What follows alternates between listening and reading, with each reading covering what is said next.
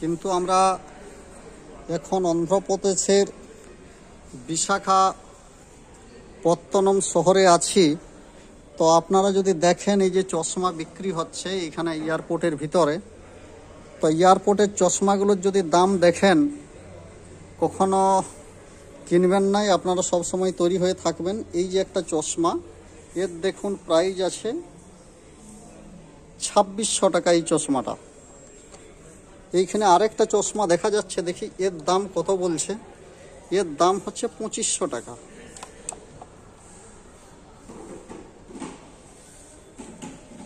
এটাই হচ্ছে এয়ারপোর্টের এক একটা চশমার দাম।